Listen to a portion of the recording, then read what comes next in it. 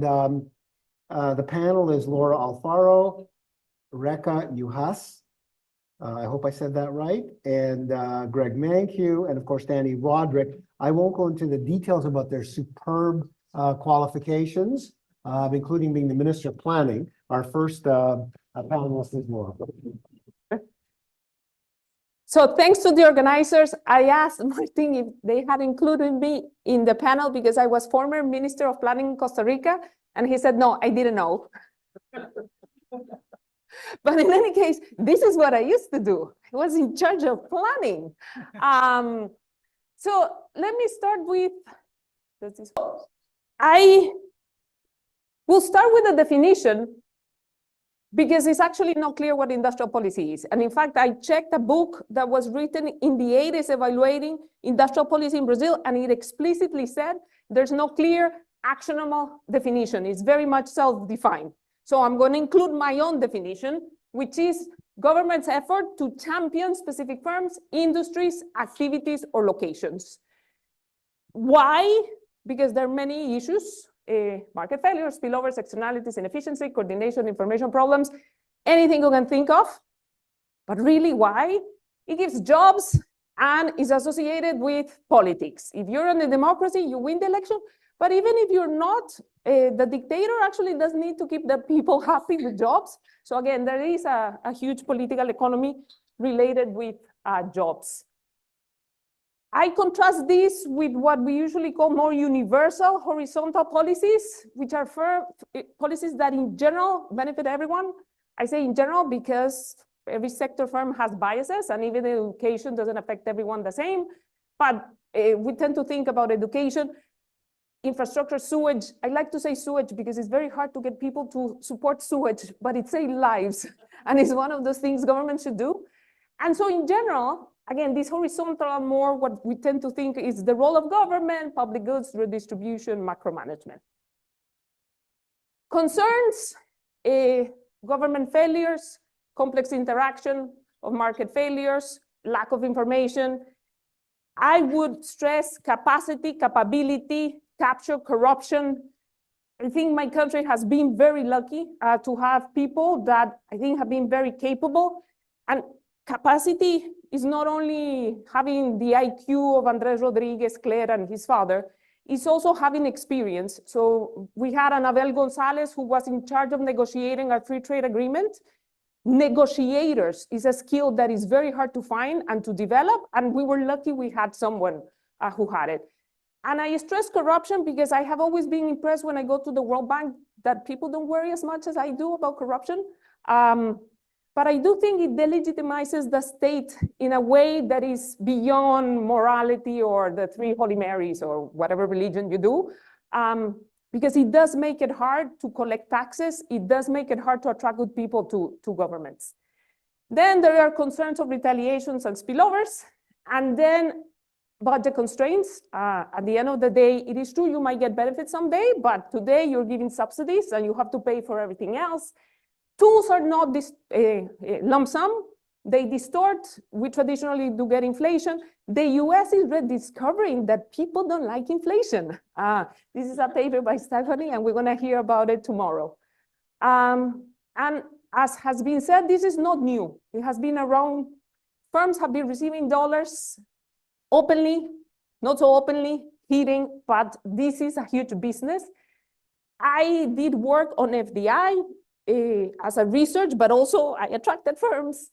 And FDI and multinationals and large firms is a group of firms that, because of all their great benefits, productivity gains, employee training, spillovers, governments have been willing to offer the moon, the sun, anything to come and to your country, again, because it gives jobs. And this is not only true across countries, this is also very true within the US. The New York Times had an article when they were collecting this data. And so why the revival? And as been mentioned, it is this great reallocation of global value chains. I have worked in this topic, but I was at the IMF meetings. Everyone is obsessed about this great reallocation that is happening in the US away to China in favor of some other countries. in the back, these fears that globalization is exposing firms and countries to risk, to then favor friendshoring or nearshoring or something to lower this risk. The trigger, backlash of globalization in developed countries. And I stress developed countries, and we usually get your ideas eventually, but right now it is very much a developed country problem.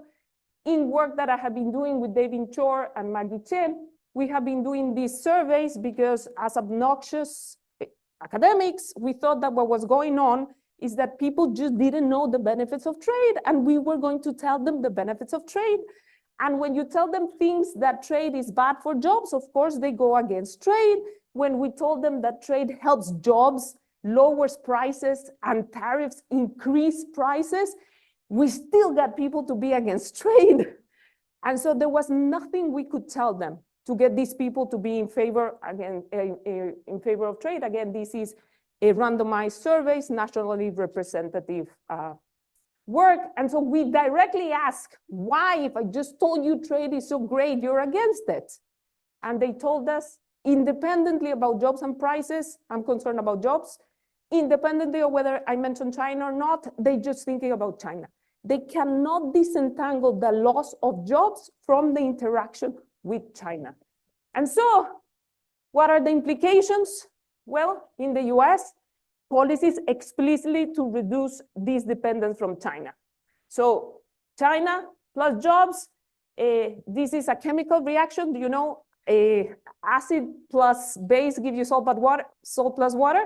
So China plus jobs gives you tariffs and industrial policy. This is that neutralization chemical reaction. And thus the US has embarked in this path of industrial policy. Lately, I'm quoting a lot the Federalists, but not the Federalists everyone would imagine, Hamilton. This one is actually from Madison, I think. Men are no angels, not only to govern, but also to be in charge of government. And he got it right. He was talking just about men. Women, we are angels. Especially when your president is a woman, so shame on the US. But I've seen this from government, and this is not only my country. Most government officials do think they know everything and they can do everything. Most business people, and this is also not from government, it's also from teaching business school, they think they're immaculate and blessed with tons of spillovers and externalities, and of course, deserving of all subsidies and tax exemptions.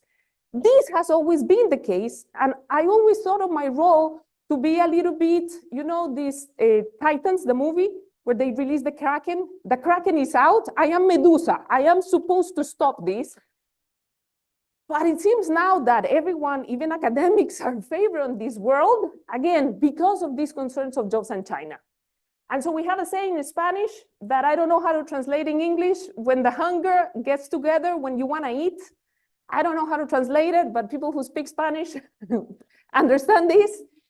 So what could go wrong has been unleashed. This is Mexico.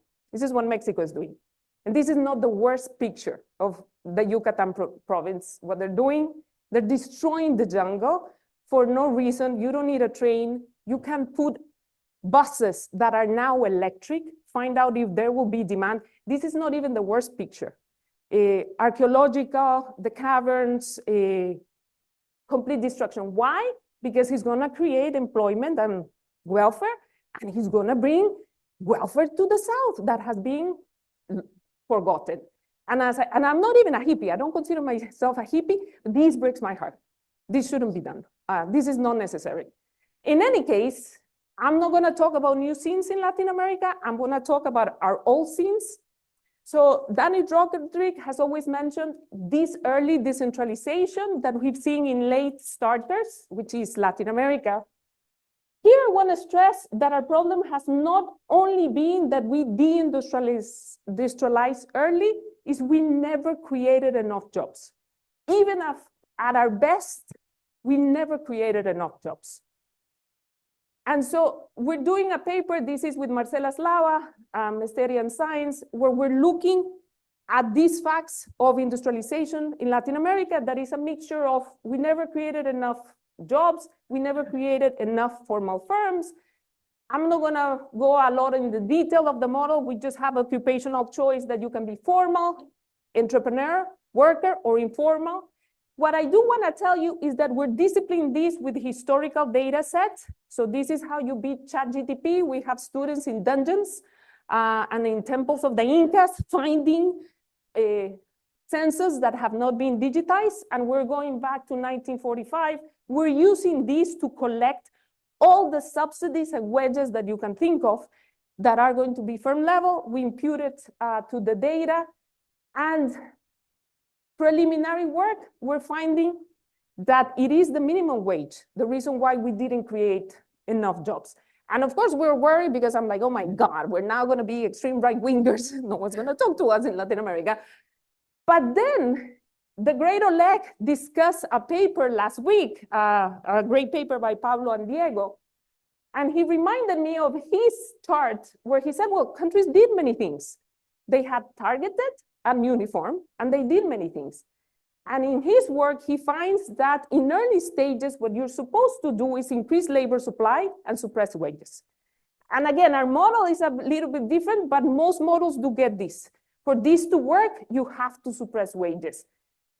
When you look at the Asian miracles, they suppress wages, credit policies. They had no unions also, and they use exchange rate policies, which is their paper. And so it seems that our greatest sin was we taxed high quality jobs early on. And so that's a different spin, but it is what happened. And so just final thoughts, because I see the clock. This is very hard. Causality is very hard, and there is selection bias. There's many things that have been tried and are very good, but you don't know, for example, that we have been giving money to the Atlantic since Christopher Columbus arrived there, and you don't know that we've been giving to a region in the south of Costa Rica since the mule drank water there. We do many things. Some work, some other don't work, some are not known, some are never tested. A lot of the evidence is about jobs and output. I am a hard worker student. I think we should try to do more formal social evaluation. It is hard, it is not easy, but the methodology is there. And I think a lot of these projects do deserve a better social evaluation.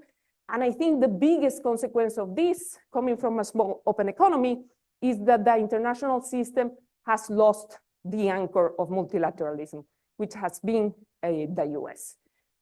This is a picture of a presentation I did last week. When you see polarization and debt in the US, it doesn't look very promising. Thanks. Thank you very much.